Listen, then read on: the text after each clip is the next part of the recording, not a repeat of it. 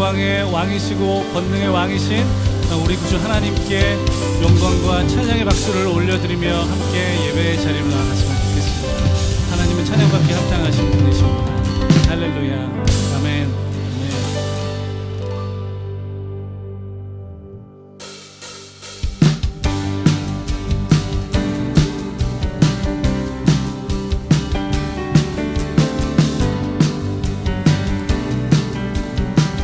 영광의 왕께 영광의 왕께 다 경배하며 그 크신 사랑 늘 찬송하라.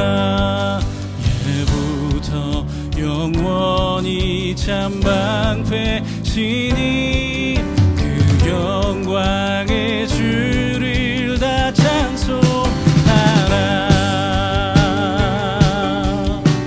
능력과 은혜 다 찬송하라.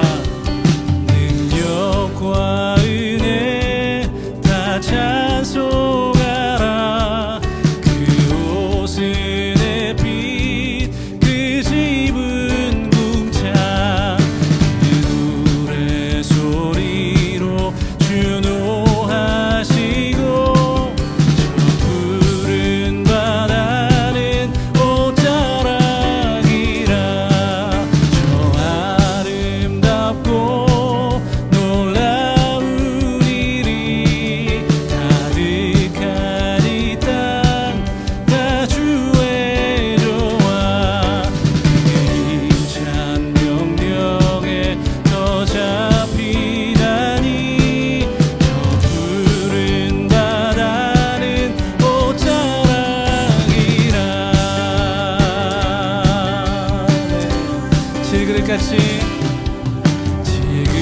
질그릇같이 연약한 인생 주 의지하며 늘 강건하리.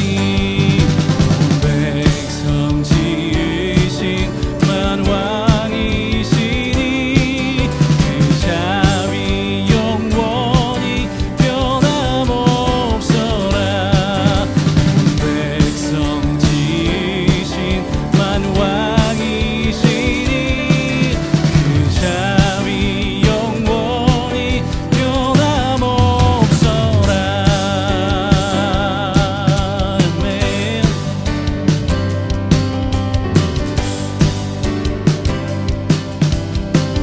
주님의 임재 앞에서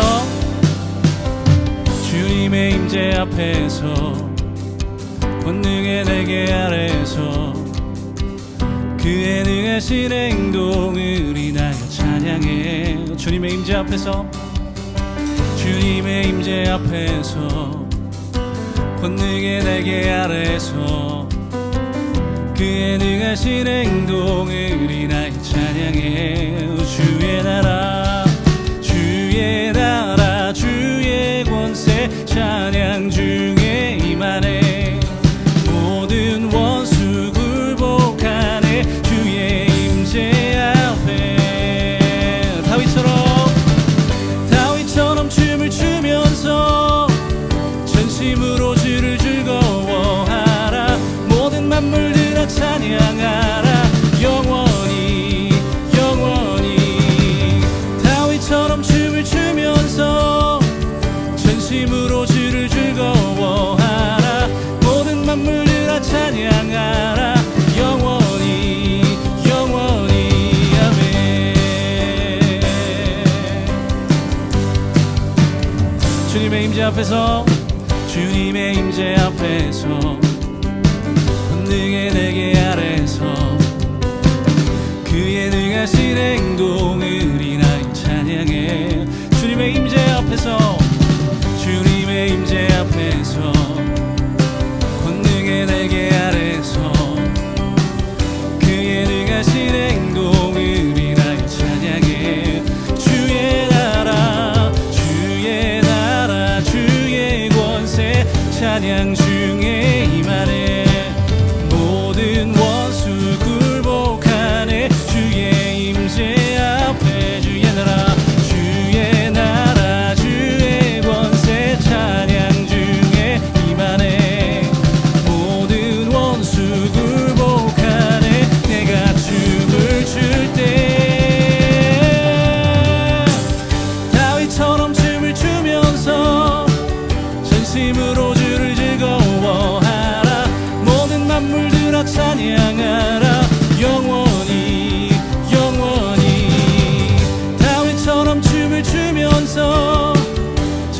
전심으로 주를 즐거워하라.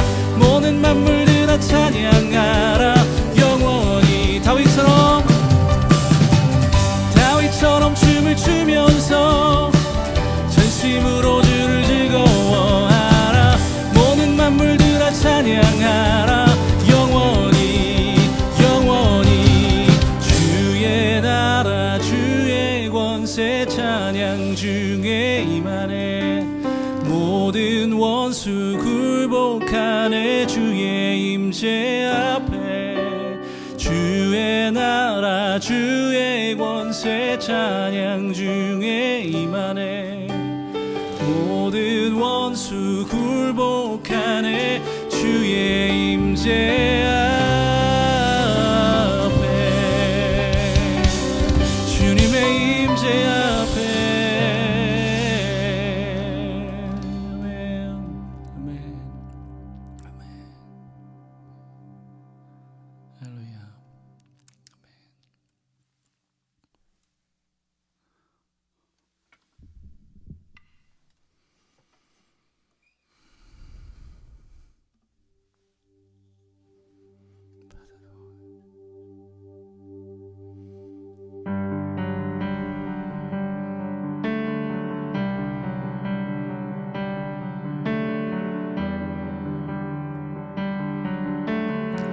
무리를 걸으신 주님, 무리를 걸으신 주님, 바다도 잠잠케 해.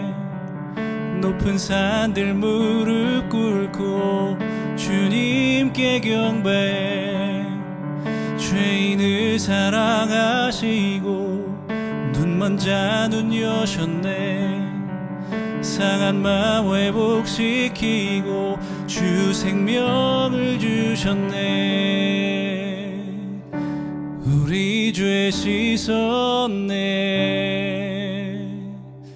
주의 약속 주는 기억해.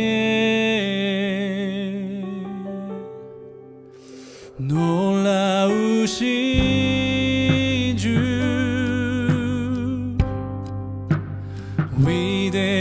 위대하신 주 영원하신 주 부족함 없네. 놀라우신 주.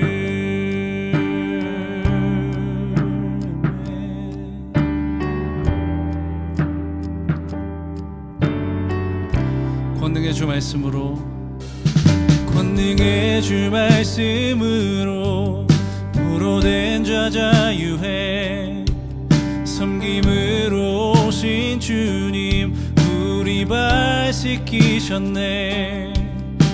우리의 죄를 지시고 십자가 달리신 주, 주의 은혜와 자비로 우리의 길 되셨네. 우리 죄 씻었네. 주의 약속 주는 기억해. 위대하신 주 놀라우신 주 영원한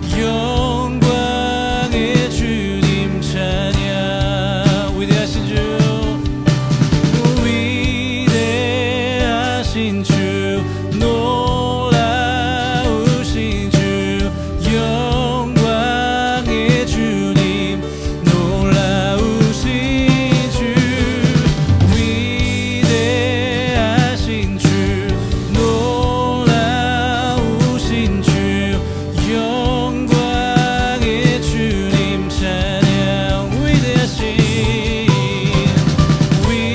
위대하신 주 놀라우신 주 영광의 주님 놀라우신 주 위대하신 주 놀라우신 주 영광의 주님 찬양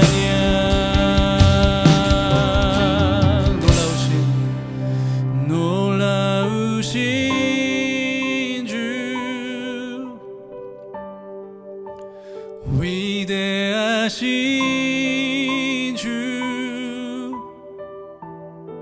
영원하신 주 부족함 없네 놀라우신 주 위대하신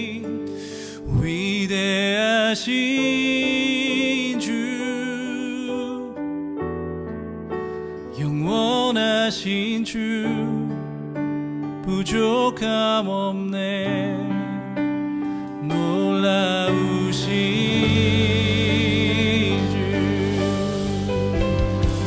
놀라우신 주님 위대하신 주님 영원하시고 우리에게 부족함 없이 모든 것을 채우시는 주님의 권능을 찬양합니다. 주님을 찬양합니다. 아멘. 주님 감사합니다. 할렐루야. 아멘.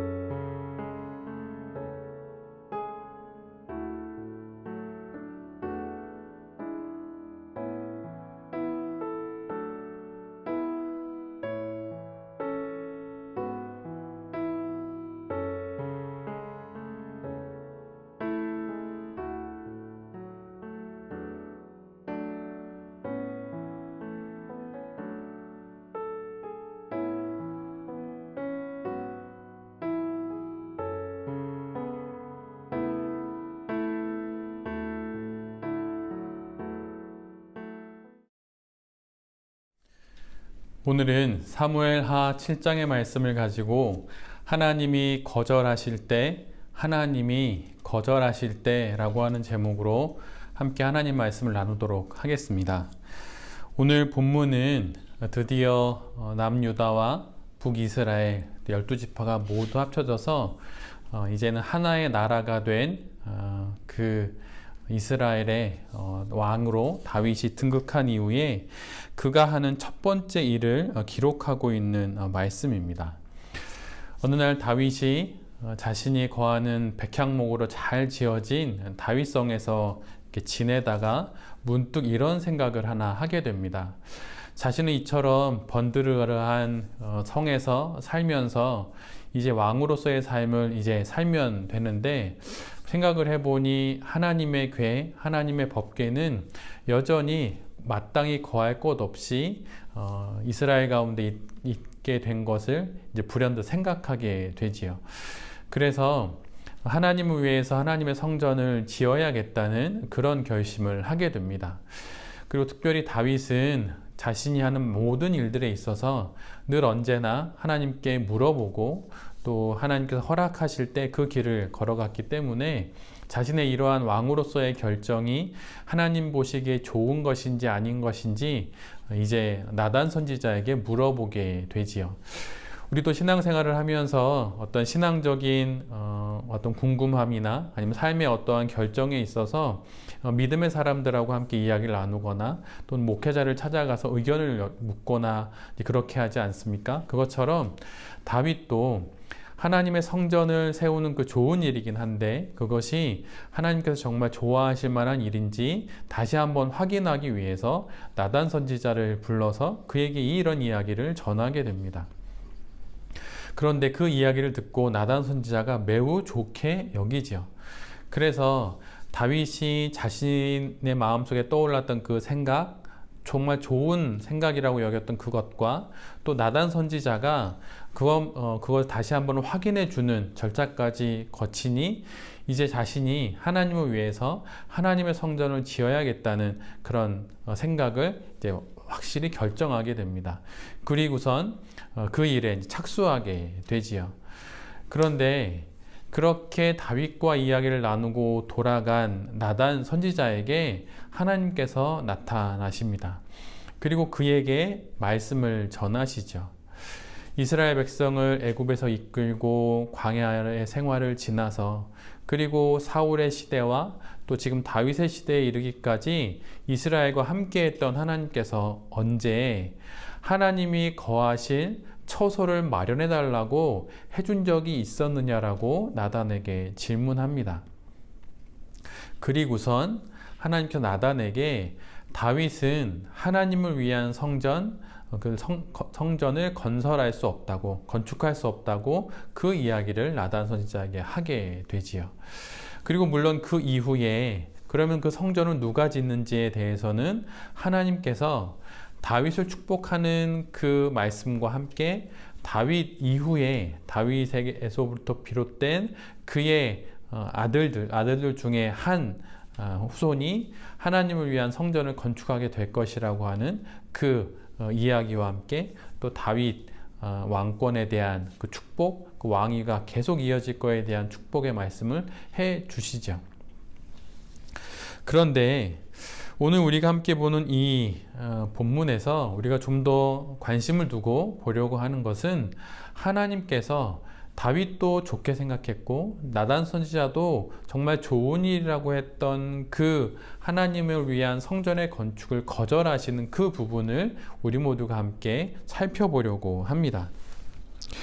하나님께서는 다윗의 제안을 거절하십니다. 너는 아니다라고 말씀하시는 것이죠. 신앙생활을 하다 보면 선한 뜻으로 계획했던 일들이 잘 이루어지지 않고 또 기도를 해도 이루어지지 않는 여러 일들을 우리 모두가 경험하게 됩니다. 즉 하나님의 거절을 받을 때가 우리 모두가 있지요. 그럴 때 우리는 어떻게 해야 할까요? 저도 지금까지 살아오면서 하나님께 기도드렸던 여러 가지 기도 제목 중에 응답되지 않은 기도가 많이 있습니다. 간절히 원했고 이루어지기를 원했고 또 하나님께서 꼭 성취해 주시기를 나쁜 의도가 없는 선한 의도로 간구했던 것들 중에도 하나님께서 거절하셨던 것들이 많이 있었어요. 그러면 그럴 때 우리는 어떻게 해야 할까요?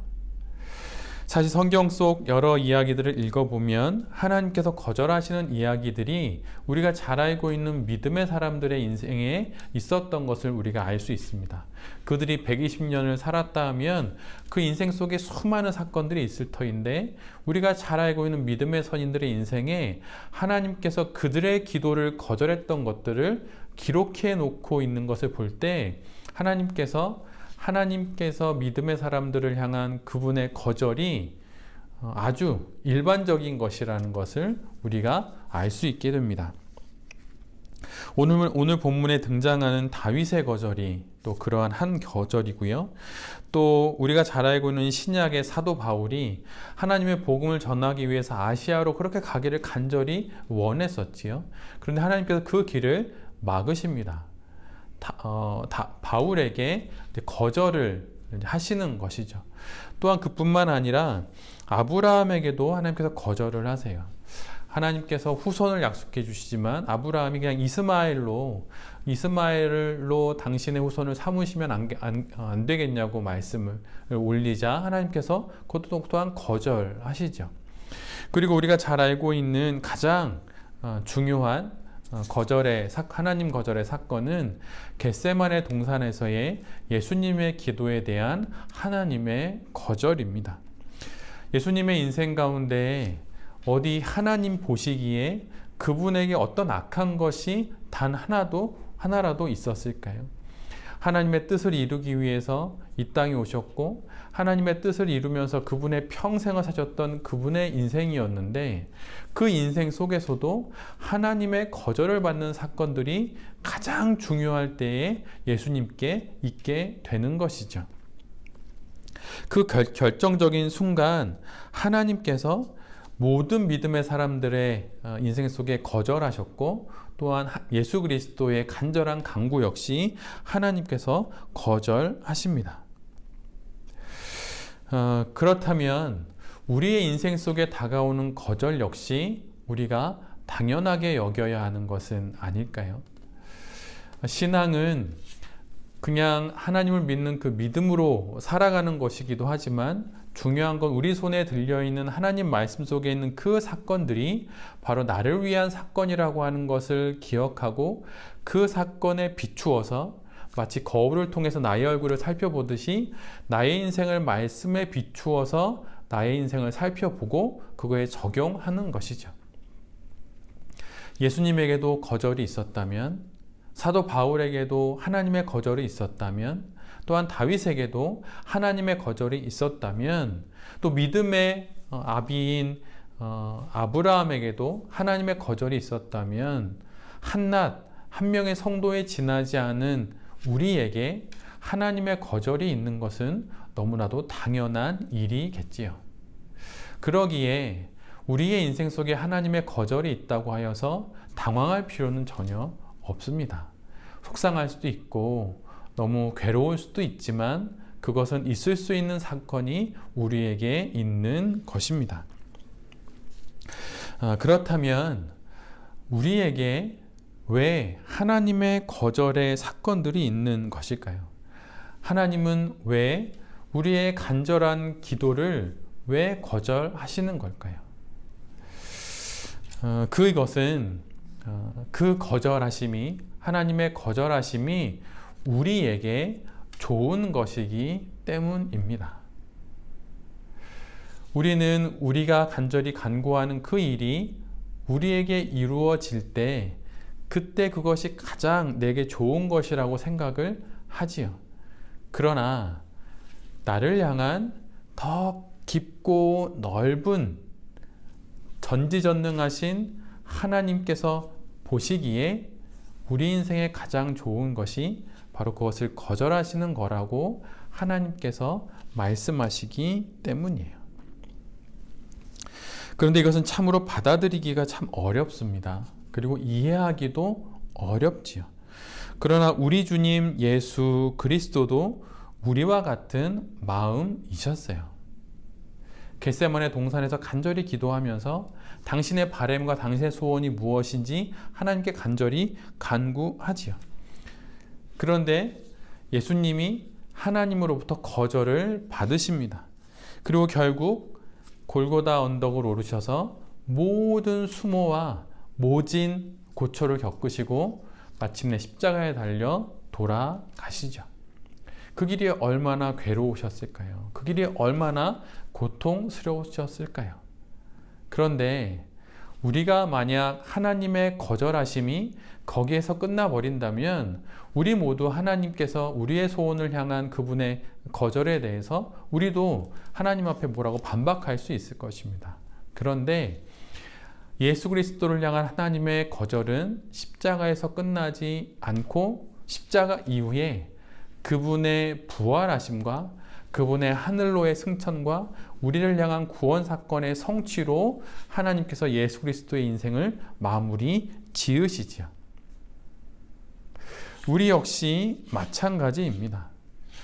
겟세마네 동산과 같은 그 시간들을 훌쩍 지나기를 원하지만 그래서 우리가 보기에 좋은 것들을 취사 선택하는 것으로 나의 인생이 더 잘 열릴 것이라고 생각하지만 결국 더 좋은 것은 하나님께서 우리에게 주시는 거예요. 내가 내게 더 좋은 것을 줄 수가 없습니다. 내가 내게 가장 좋은 것을 줄 수가 없어요. 내게 가장 좋은 것을 줄 수 있는 것은 바로 오직 하나님만이 하실 수 있는 일입니다.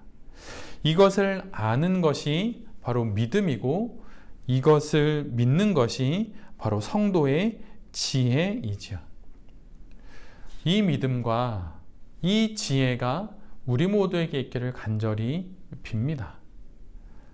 막상 하나님 앞에 간절히 기도했던 그 기도가 거절될 때 그 얼마나 마음 많은 또 얼마나 큰 마음의 절망과 슬픔이 있을까요?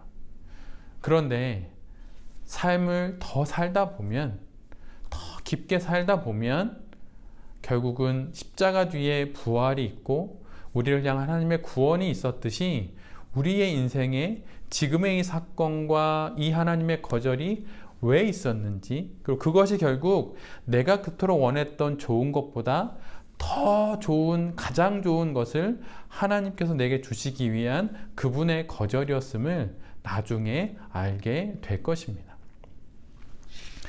욥기에서 가장 유명한 말씀 중에 하나가 욥기 23장 10절의 말씀이죠.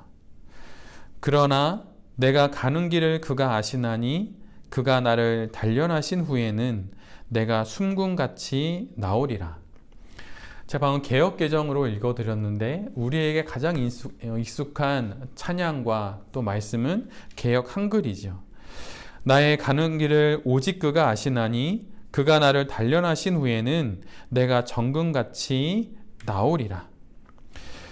나의 가는 길을 아시는 분, 그분은 내가 아니라 바로 하나님이라고 욥은 고백하고 있습니다. 그 고백이 바로 그의 수많은 기도에 대한 하나님의 거절 가운데 나왔다는 것을 우리 모두가 기억해야 해요.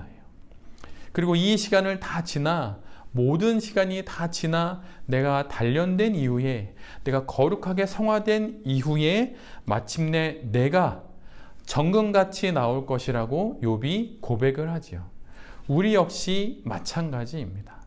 내 손에 쥐어지는 그 무엇이 정금 같은 그 무엇이 내가 잡아서 나의 인생이 정금같이 되는 것이 아니라 하나님께서 나를 시간 속에서 거절하시기도 하시고 때로는 우리 이끌기도 하시고 그러시면서 우리 존재 자체를 하나님께서 정금같이 만드시는 겁니다. 욥의 세 친구들은 하나님이 욥 앞에 펼쳐놓으신 그 길을 자신들이 다 보고 있는 것처럼 이야기를 했어요. 그래서 고난이 있으니 하나님이 거절이 있으니 너는 분명 죄를 지은 거라고 이야기를 했지요. 마치 하나님의 모든 길을 하나님께서 욥에게 준비하신 모든 길을 마치 가본 것처럼 갔다 와본 것처럼 욥에게 이야기를 합니다. 이해될 수 없고 설명될 수 없는 상황임에도 불구하고 친구들은 어떻게든 자신의 지혜와 지식 안에서 이 하나님의 거절 사건을 설명하려고 들지요. 그러나 이해할 수 없는 하나님의 거절 앞에서 우리가 할 수 있는 것은 그 거절 앞에 예수 그리스도와 같이 기도하며 그 시간을 지나가는 거예요. 이사야 45장 15절에 이런 말씀이 있습니다. 진실로 주는 스스로 숨어 계시는 하나님이시니이다. 하나님의 거절 앞에서 욥은 이사야 45장의 이 말씀이 자신의 마음이었을 거예요. 진실로 하나님은 보이지 않는다. 하나님은 정말 나의 삶에 관심 없이 저 멀리 계시다. 그렇게 생각을 했겠죠. 그러나 이 말씀은 우리에게 명확하게 이야기하고 있어요. 하나님은 그 인생 가운데 숨어 계시다고 말이죠. 하나님의 거절 앞에서 우리도 이 숨어 계신 하나님을 볼 수 있어야 합니다. 하나님이 거절하셔서 내 인생이 망가졌다고, 하나님이 거절하셔서 내 인생은 이제 실패되었다고 말할 것이 아니라 그 하나님의 거절이 결국 나를 더 좋은 인생으로, 나를 더 아름다운 인생으로 빚으시려고 하시는 숨어 계신 하나님의 계획이라고 하는 것을 우리 모두가 기억해야 하는 것이죠. 우리는 인생 속에서 여러 사건과 사연들을 만나게 됩니다.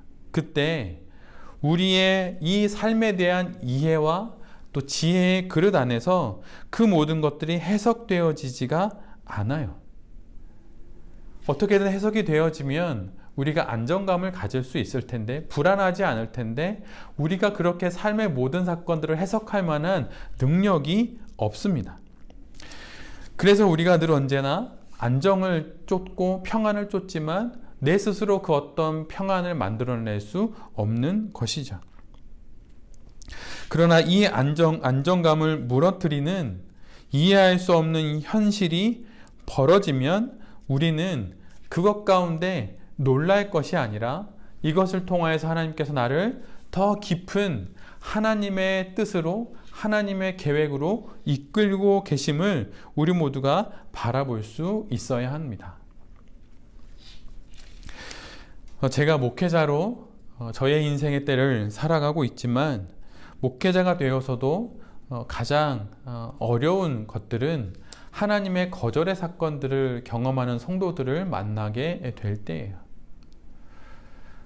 간절히 간구했던 그 기도가 응답되지 않고 마치 하나님의 거절을 당한 것처럼 느껴지는 그 순간들을 만나는 그런 성도들을 신방하거나 그들과 이야기 나눌 때 참으로 마음이 어렵습니다.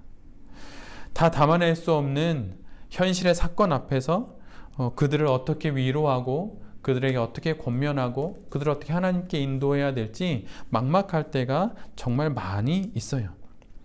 그러나 우리 모두가 다 담아낼 수 없는 그 현실을 통해서 우리가 알아야 하는 건 결국 그 모든 현실과 그 사건들을 통하여서 우리는 결국 정금같이 빚어지게 된다고 하는 그 사실을 우리 모두가 반드시 알아야 합니다.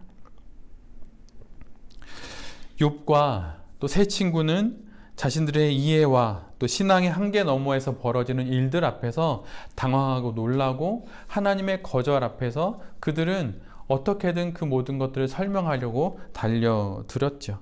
그러다가 엉뚱한 곳으로 그들의 이해와 또 신앙이 흘러가는 것을 모두 보게 됩니다.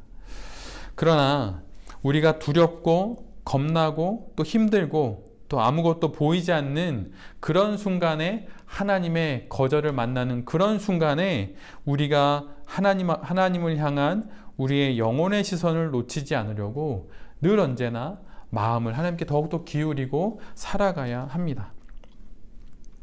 성경은 말 그대로 구약과 신약 하나님의 약속이죠.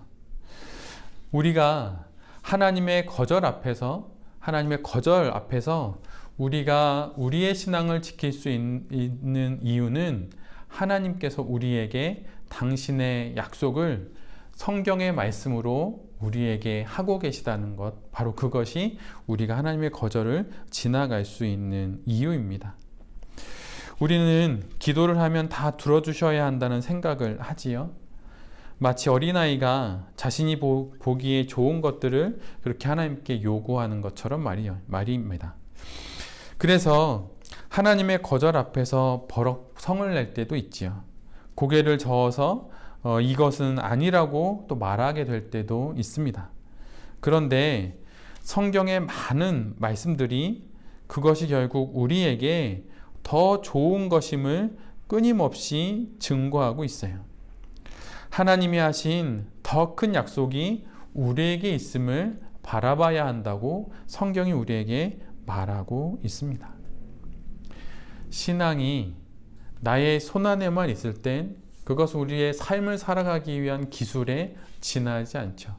그러나 우리의 영혼의 손으로 담아낼 수 없는 사건들을 만날 때, 그럴 때 우리는 우리의 신앙이 기술이 아니라 하나님의 약속에 대한 믿음이라고 하는 것을 그 순간에 그 사건을 통해서 경험하게 됩니다. 그래서 신앙은 사실은 어떤 지식을 통해서 어떤 이렇게 차곡차곡 쌓여져 가는 어떤 알미나 그런 거라기보다는 하나님의 신비로우신 은혜라고 할 수 있어요. 그런데 그 은혜가 내키지 않을 때가 있죠. 하나님이 거절하실 때, 이제 그럴 때가 바로 내키지 않지요. 그러나 우리가 그런 순간에조차도 하나님의 약속을 믿고 그 거절의 시간들을 지나갈 수 있어야 합니다. 우리는 하나님께 우리의 의견을 어떻게든 말해서 관철되어지기를 바라지만 사실은 우리는 하나님께 우리의 의견의 관철이 목적이 아니라 하나님께 우리의 간절한 마음을 토해놓는 것이 우리의 삶의 방식이라고 말할 수 있어요. 그리고 처분은 하나님께 맡기는 것이죠. 그리고 그저 기다리는 것입니다. 나보다 더 나를 잘 아시는 주님께서 내게 가장 좋은 것을 주실 것을 믿고 그 시간들을 지나가는 거예요. 그 간절함으로 성전을 세울 재료들을 준비하는 것이죠. 다윗처럼 말입니다. 우리가 잘 알다시피 다윗은 성전을 짓고 싶은 자신의 바람이 거절되지만 거기에서 가만히 있지 않고 성전을 세울 재료들을 준비합니다. 그리고 이후에 솔로몬이 그걸 가지고 하나님의 성전을 짓게 되는 것이죠. 그래서 하나님의 거절 앞에 서운해할 필요가 전혀 없습니다. 하나님이 그것이 아니라고 하면 하나님의 그 말씀에 따라서 할 수 있는 것을 마치 넓은 운동장에서 자신의 위치를 찾아가고 자신의 포지션을 찾아가는 운동선수처럼 그렇게 하나님의 거절 앞에서 자신이 할 수 있는 그 자리를 찾아가면 되는 것이죠. 그리고 억지 부리지 않고 그곳에서 최선을 다하면 되는 것입니다. 스스로 자신의 시간, 자신의 계획을 이루려고 자신의 시간을 완성하려고 앞당기려고 하는 어깃장을 놓을 것이 아니라 하나님 앞에서 하나님께서 모든 것을 주실 것을 믿고 하나님께서 정해주신 그 위치에서 최선을 다하면 되는 것이죠. 우리는 원하는 우리 각자의 계획에 따른 때가 있을 수 있고 원하는 어떤 목표가 있을 수도 있고 또 어떠한 일들이 있을 수 분명 있겠죠.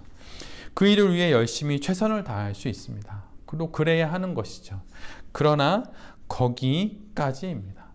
결국은 하나님께서 만드시는 그 때를 받아들이며 사는 것이 바로 성도의 삶이라고 하는 거예요. 그런데 이것이 마지못해서 할 수 없어서 그것을 받아들이는 것이 아니라 그것이 나를 향한 가장 좋은 인생이라는 것을 알기에 그 길을, 그 때를, 하나님의 그 때를 받아들이는 것이죠. 다윗이 하나님의 뜻에 수납의 기도를 드렸던 것처럼 우리 모두 하나님 뜻에 그 순종의 마음을 갖고 우리 모두 하나님의 뜻을 받아들일 수 있어야 합니다.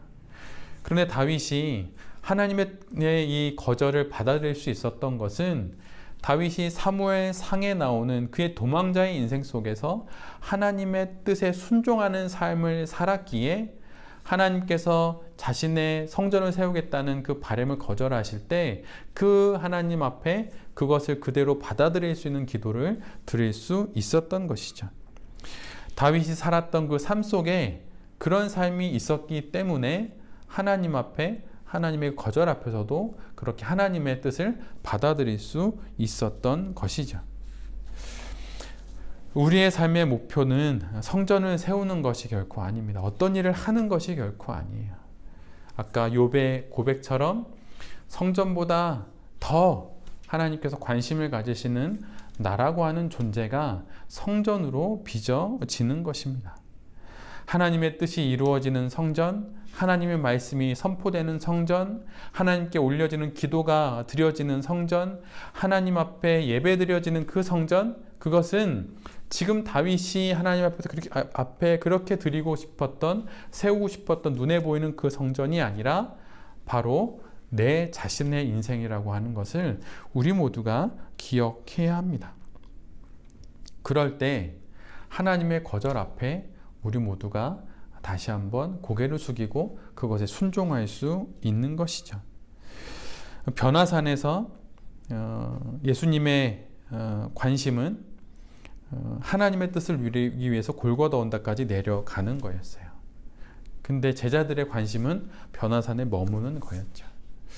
이처럼 우리들의 시선이 그렇게 좋은 것을 그렇게 이렇게 찾고 또 바라는 시선들이 우리에게 많이 있죠. 그런데 우리 모두가 우리의 인생에서 드려야 하는 그 기도는 예수님께서 드렸던 그 기도가 바로 우리가 이 세상에서 드려야 하는 그 기도입니다. 뜻이 하늘에서 이루어진 것 같이 땅에서도 이루어지이다. 하나님의 거절 앞에 하나님의 뜻이 우리에게 이루어지게 될 것입니다. 이것을 볼 수 있는 것이 바로 성도이지요. 생각을 해보면 왕이라면 성전쯤은 세워야 하지 않겠습니까? 그것이 왕의 직분에 걸맞는 일이라고 할 수 있겠지요. 이전의 왕인 사울과 또 다른 왕들과 다른 존재임을 보일 수 있는 정말 최고의 선택입니다. 그런데 하나님을 추구할 때 나머지 모든 것들은 선택이고 그저 옵션에 지나지 않죠.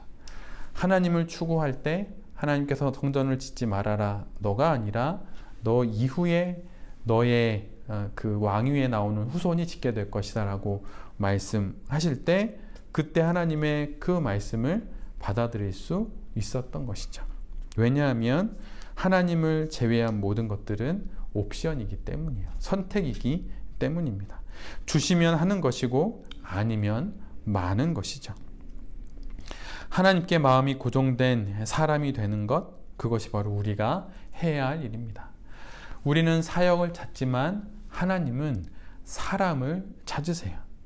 사람들은 방법을 찾지만 하나님은 말씀과 기도로 거룩하게 된 바로 그 한 사람을 찾습니다. 디모데전서 4장 5절에 이런 말씀이 있어요. 하나님의 말씀과 기도로 거룩하여짐이라. 우리가 거룩하게 되는 것은 성전을 짓는 것으로, 대단한 어떤 사역을 하는 것으로, 저로 치면 교회를 개척하는 것으로 그렇게 해서 거룩해지는 것이 결코 아니에요. 우리가 거룩해지는 것, 하나님이 그토록 찾는 하나님의 사람이 되는 것은 하나님의 말씀을 듣고 하나님께 기도하며 그거로 살아갈 때 하나님이 그토록 찾으시는 거룩한 사람이 되는 것이죠. 그러기에 그리스도인에게 있어서 가장 최고의 가치는 성전 건축이거나 교회를 개척하는 것이거나 대단한 어떤 사역을 하는 것이 아니라 하나님의 뜻을 따라 말씀과 기도로 거룩하게 되는 것, 그것이 바로 우리 모든 그리스도인들의 가장 큰 가치라고 하는 것이죠. 이 가치를 어느 순간에 가장 크게 배우게 될까요? 그것은 아이러니하게도 하나님이 우리의 소원에 거절의 표시를 할 때입니다. 하나님께서 앞으로 살아갈 우리의 인생 가운데 우리 앞에 여전히 믿음의 사람들에게 하셨듯이 거절을 하시는 일들이 있을 수 있겠죠. 그럴 때마다 그 하나님의 거절이 우리를 향한 하나님의 거대한 은혜의 초청이라고 하는 것을 기억하시면서 어떤 사역이나 어떤 일이나 눈에 보이는 그 무엇이 아니라 하나님 앞에서 말씀과 기도로 거룩해진 한 사람이 되어야겠다는 그런 결심을 새롭게 하면서 그런 인생의 모든 거절의 때를 잘 지나가시는 모든 성도님들과 또한 이 말씀을 전하는 제 자신이 될 수 있기를 간절히 기도드립니다. 아멘. 제가 기도하겠습니다.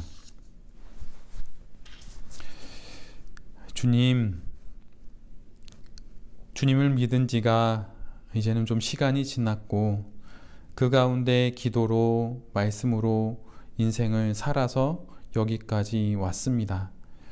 그런데 어려움 앞에 서고 당신의 거절 앞에 서니 마음이 참으로 어렵습니다. 이해되지 않는 인생의 상황과 삶의 사건들 앞에서 그리고 하나님의 거절 앞에서 하나님을 원망하지 않고 때로는 답답하고 억울하고 때로는 당신이 야속하게 느껴질 수도 있지만 그 모든 하나님의 거절 앞에 입으로 하나님을 원망하지 않고 말씀을 읽고 기도하면서 하나님의 거절의 때 그 모든 순간들을 잘 지나갈 수 있도록 주님 도와주시옵소서. 주님, 다시 한 주간 우리의 삶을 살아갑니다. 그 모든 시간과 장소 가운데 나를 향해서 가장 좋은 것을 준비해 놓고 계신 하나님을 바라볼 수 있도록 주여 우리의 눈을 붙잡아 주시옵소서. 그리고 말씀으로 그리고 기도로 거룩하게 살아갈 수 있도록 주여 우리를 인도하여 주시옵소서. 이 모든 말씀 그리스도 예수의 이름으로 기도드리며 이제는 우리 주 예수 그리스도의 은혜와 하나님 아버지의 사랑과 성령 하나님의 교통하심의 은총이 이 시간 두 손 모아 머리 숙여 하나님의 거절 앞에서 나의 유한함을 깊이 새기고 하나님의 전능하심과 신실하심을 믿고 인생을 살기를 다짐하는 모든 이들 위에 그리고 그들의 가정과 사업 위에 그리고 이 나라와 이 민족 위에 영원히 함께 하시옵기를 간절히 축원하옵나이다. 아멘.